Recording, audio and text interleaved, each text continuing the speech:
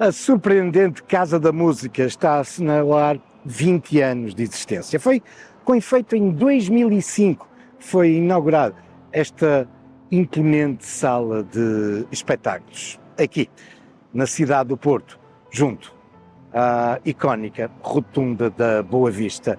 E icónica tornou-se também a Casa da Música. É verdade que de início os portuenses estranharam, mas depois acabaram por entranhar a Casa da Música, que se tornou também ela num dos ícones da cidade ao longo destes seus 20 anos de existência. Inaugurada em 2005, ela tinha sido, no entanto, pensada para inaugurar no final de 2001. Seria a chave de ouro com que se iria encerrar esse grande momento na história da cidade, que foi quando foi considerada a capital europeia da cultura, em 2001. Era, contudo, um projeto difícil, ambicioso, que levou, de resto, a engenharia portuguesa a ter que encontrar soluções que até aí não tinham sido ensaiadas entre nós. E também por isso demorou bem mais do que se pensava a ser concretizado este projeto do arquiteto neerlandês Jan Koolhaas. Um projeto que foi concebido por este arquiteto como que um diamante que, projetado do céu, caía no solo, na malha urbana.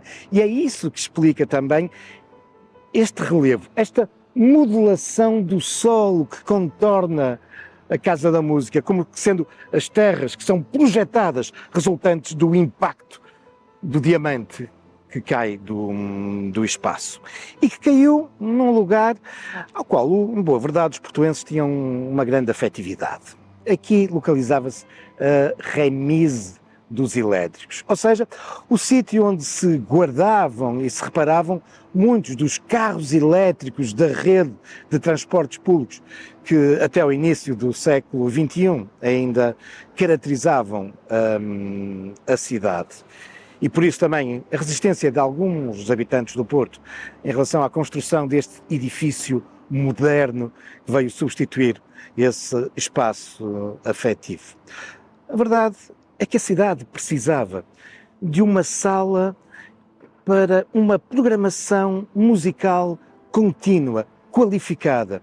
E isso não existia. Havia várias salas, algumas delas históricas, mas onde a música convivia com outras artes do espetáculo. Uma casa especificamente para a música. Era um dos grandes objetivos do Porto 2001. E sim, veio para ficar. Esta casa, que pouco tempo depois da sua inauguração, o New York Times considerou como uma das mais relevantes salas de espetáculo edificada nos últimos 100 anos. Nesse artigo, o New York Times, de algum modo, fazia algum paralelismo com o famoso Museu de Guggenheim em Bilbao, enquanto uma peça arquitetónica impactante e que, de algum modo, podia contribuir para modificar alguma coisa em termos da dinâmica urbana. E, de um modo incontornável, podemos dizer que 20 anos depois, de facto, a Casa da Música veio também alterar, pelo menos, os ritmos culturais e de consumo de música no Porto e no país.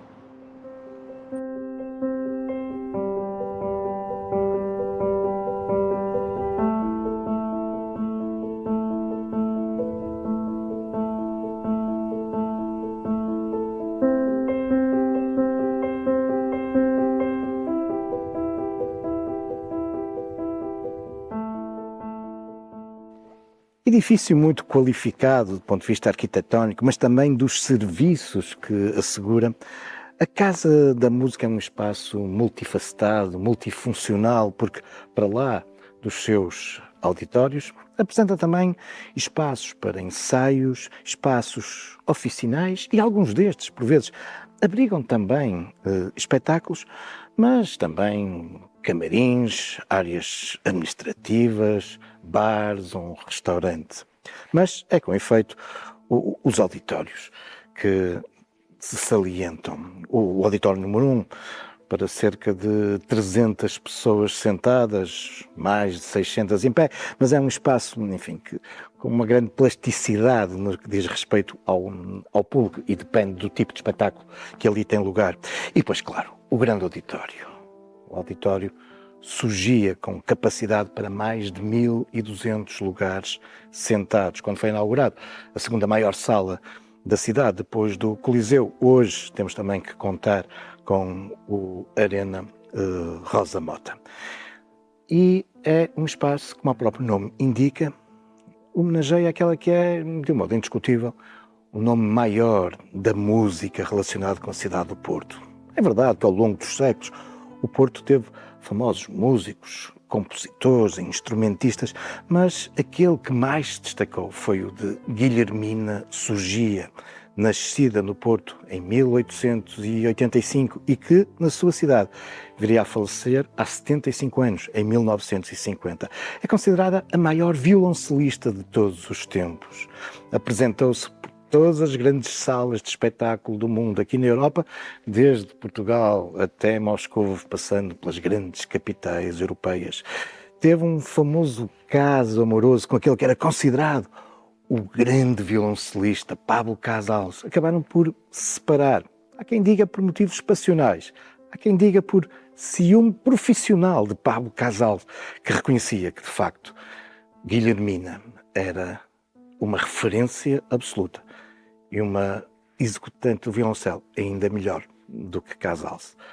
É esta figura que aqui nos é evocada há 20 anos, neste espaço que tantos espetáculos e marcantes tem abrigado.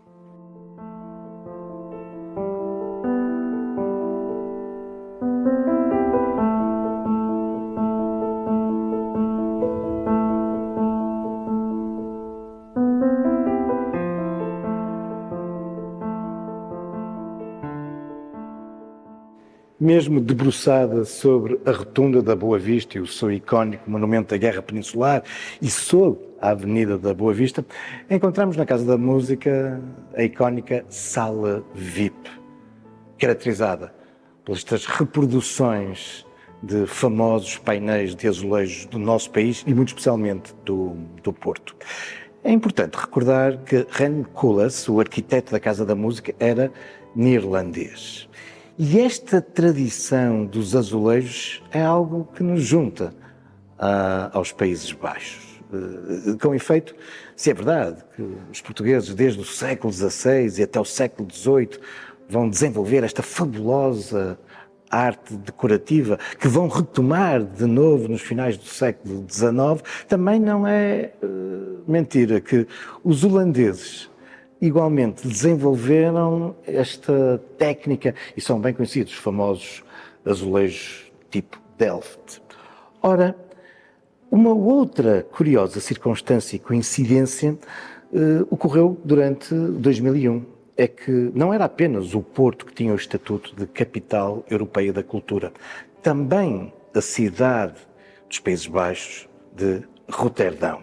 E por isso, este mundo dos azulejos acabava por unir Portugal e os Países Baixos, acabava por unir o Porto e Roterdão. E o arquiteto quis plasmar isso nesta sala VIP, onde encontramos reproduzidos painéis de alguns famosos palácios, mais do Sul, incluindo Lisboa, mas claro, também os extensos painéis que Jorge Colasso, no início do século XX, vai relançar nesta técnica de azulejos azuis e brancos em monumentos como a Estação de São Bento, mas também outros painéis, como aqueles que podemos observar na Igreja da Ordem do Carmo. Sala VIP, um outro espaço que importa conhecer na Casa da Música.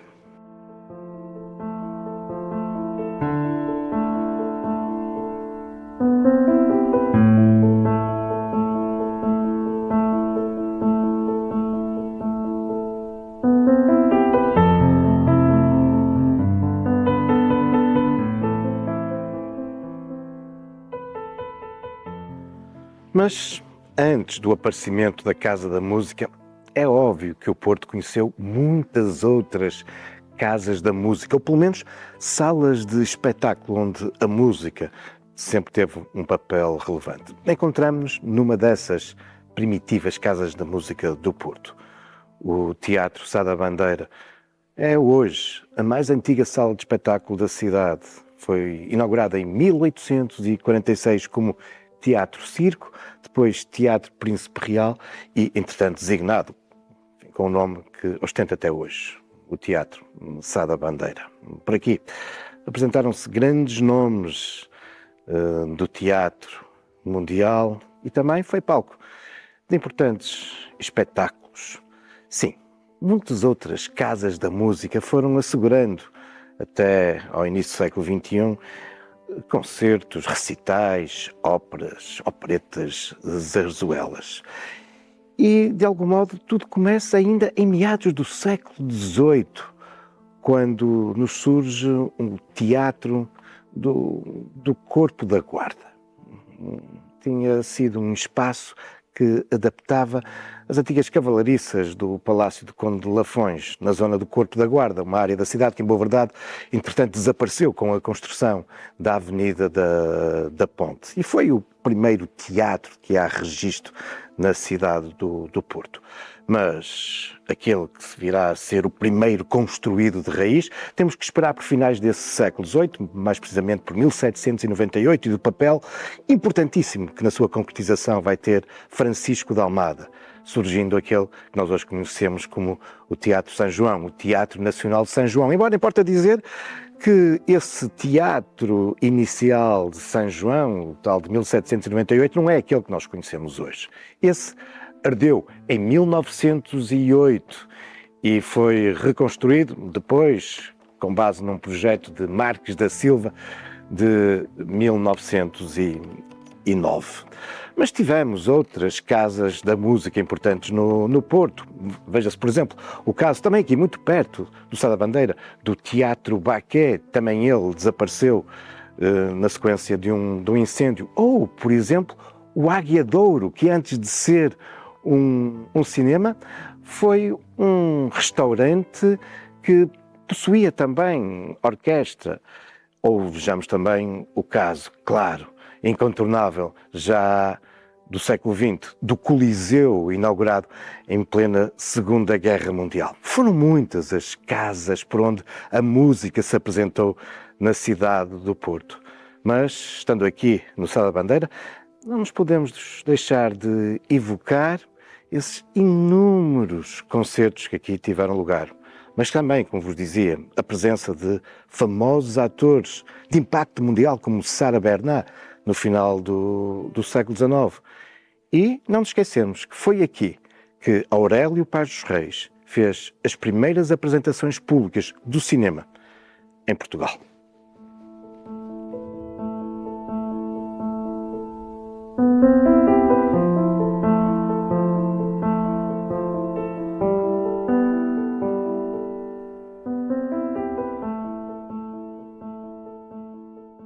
Um outro histórico teatro da cidade de Porto, já desaparecido, era o Teatro Gil Vicente, que fazia parte do fabuloso Palácio de Cristal, essa obra-prima da arquitetura, da engenharia, do ferro e do vidro, que infelizmente foi demolida em meados do século XX. O Palácio de Cristal tinha várias valências, desde logo aquela para a qual foi pensada prioritariamente, com 3 grandes naves para exposições, mas tinha restaurante, café, biblioteca, um museu, uma escola industrial e, sim, também um teatro, o Teatro Gil Vicente, onde foram apresentadas muitas peças musicais. Mas o Palácio de Cristal possuía também um gigantesco órgão de tubos, era considerado o maior da Península Ibérica. E por isso a música fazia parte da identidade do Palácio de Cristal. Uma estrutura inaugurada em 1865 e que, desde logo, estava rodeado por um belíssimo e muito qualificado jardim. O palácio desapareceu, o jardim mantém-se até aos dias de hoje.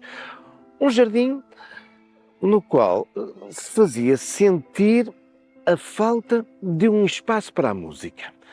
poderiam dizer os responsáveis da sociedade promotora do Palácio de Cristal, que dentro do palácio havia o órgão de tubos, havia o Teatro Gil Vicente, mas a população vinha-se habituando a um outro espaço para a prática e para o usufruto da música. Não tanto a música erudita, mas afinal um espaço para a apresentação das bandas marciais, das bandas de música que tanto caracterizavam a segunda metade do século XIX e os inícios do século XX.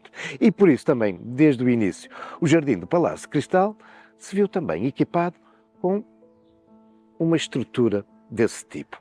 Não propriamente um coreto, mas um equipamento arquitetonicamente mais qualificado, como todo o Palácio de Cristal. Nascia assim a concha acústica, que persiste até os dias de hoje como um dos elementos mais icónicos dos jardins do Palácio de Cristal.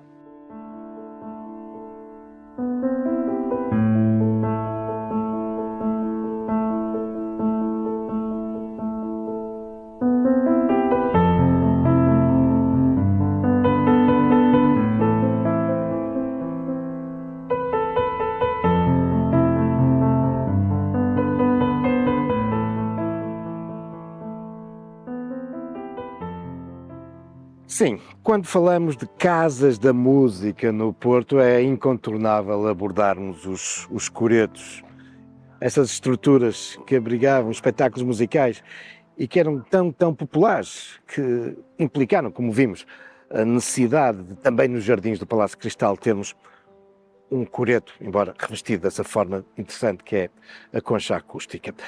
Não nos podemos esquecer que enfim, grande parte da população não frequentava os teatros e também nos finais do século XIX não tínhamos ainda a telefonia nem os giradiscos e por isso a possibilidade de escutar música só mesmo indo à igreja, ouvindo a música sacra, ou então nesses momentos, geralmente ao domingo ou sábado à tarde, em que os coretos dos jardins se animavam e animavam-se com as bandas de música, também elas muito populares.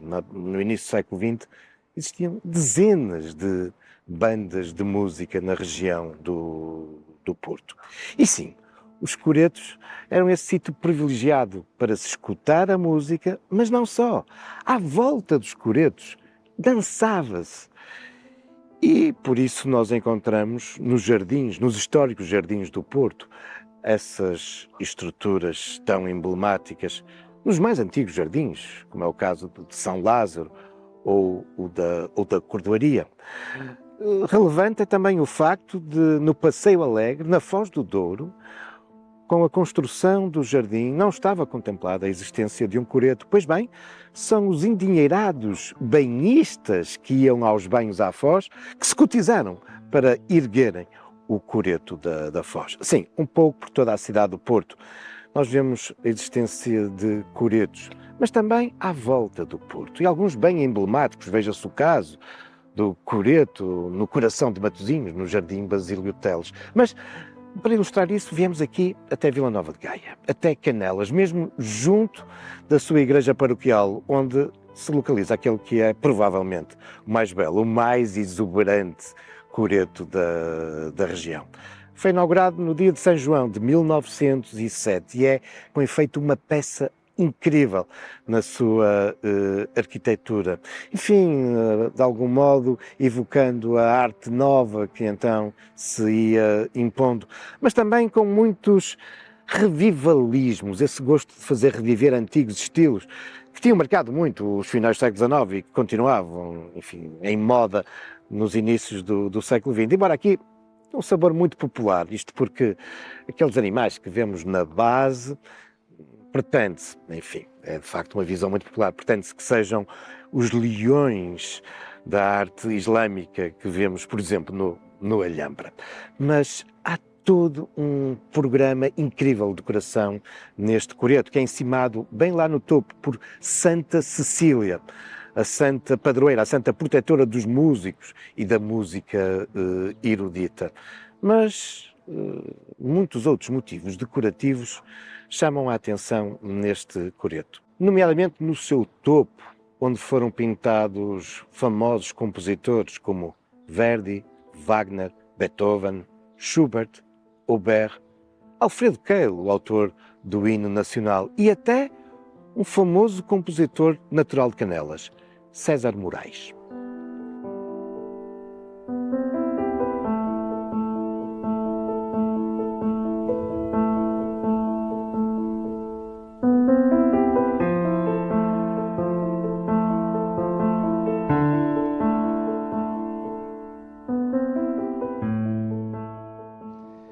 Vinte anos após a sua inauguração, a Casa da Música é, por isso, também a conclusão, pelo menos nos dias de hoje, desta longa história da busca por parte da cidade de espaços qualificados, bonitos, para se escutar a música.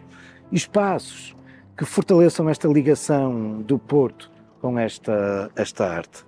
Foram muitos, como vimos ao longo dos tempos. E nos dias de hoje, a Casa da Música responde a essa necessidade da cidade. E desengane-se quem pensa que na Casa da Música só se ouve música erudita, música clássica. A verdade é que ao longo destas 2 décadas, a programação, a intensa programação, tem-se pautado também por um grande ecletismo, uma mistura de diferentes estilos, uma casa aberta às diferentes influências musicais de estilo e de regiões. Sim, por aqui tem-se apresentado músicos de todo o planeta. E por isso, esta casa é também uma varanda privilegiada, debruçada sobre uma cidade cosmopolita, uma cidade moderna que faz esta ponte entre o país e o resto do mundo. Mas uma casa também que em muitos dos seus aspectos nos recorda essa longa história e por isso também uma casa que faz a ligação entre o presente e o passado. Claro que há outros edifícios que no Porto também respondem a esse objetivo, a essa viagem no tempo. Mas isso são já outros factos, também algumas lendas, futuros caminhos da história.